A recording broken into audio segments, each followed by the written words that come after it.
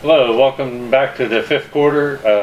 We are here today. I'm here with George to talk about the Steelers' 24-17 win over the Cincinnati Bengals. A much-needed victory on the road and in the division. Yes, they're now 1-3 in road games this year, our Steelers, and your Steelers, I should say.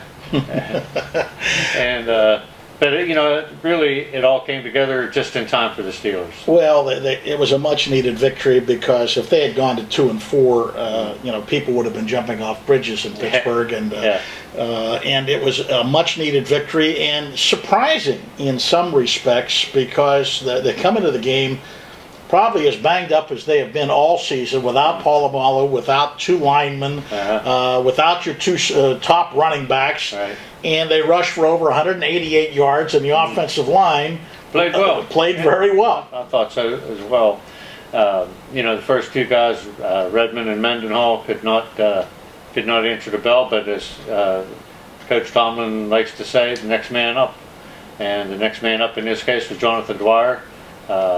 Really played well. He did, and of course, remember, I've been asking about Jonathan Dwyer for a couple of weeks, and he finally got a chance to show his wares, and there's just something about him that I like. He's a big back, and he can run over people, but he has some dash to him, too, where he can break it away and break off a big gain.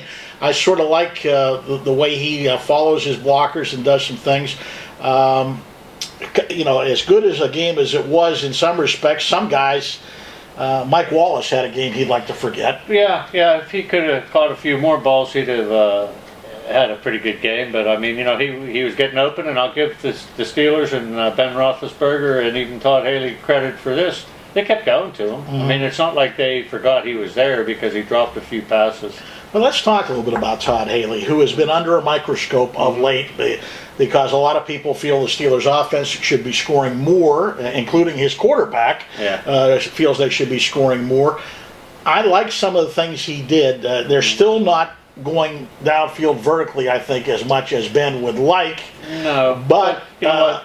If they catch a few of those, yes, that looks a little bit looks a little bit better. Yeah, but I do like the fact that that he got into the running mode, and once it started to click, he didn't go away from it. No, he didn't waver from it one bit.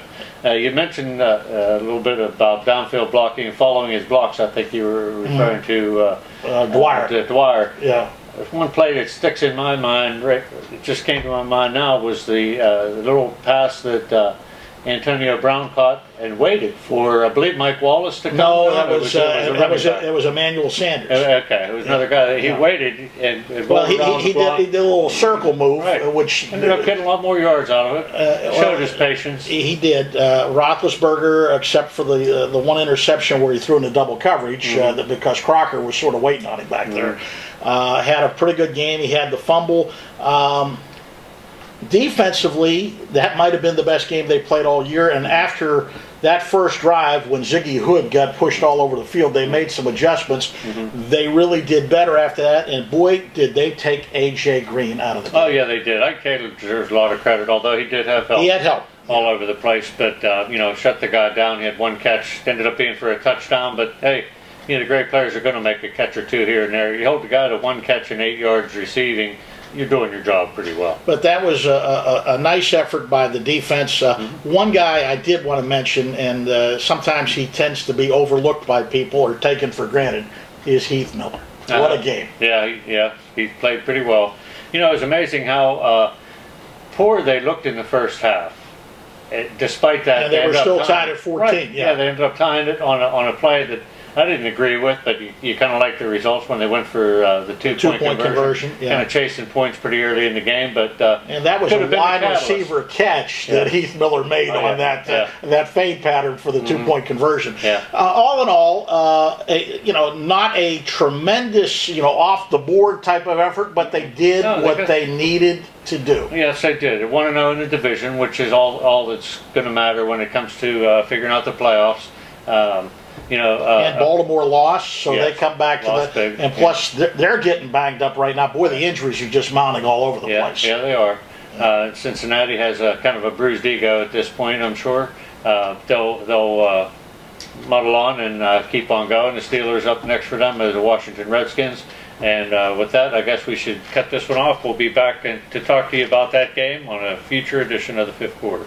Thanks for tuning in.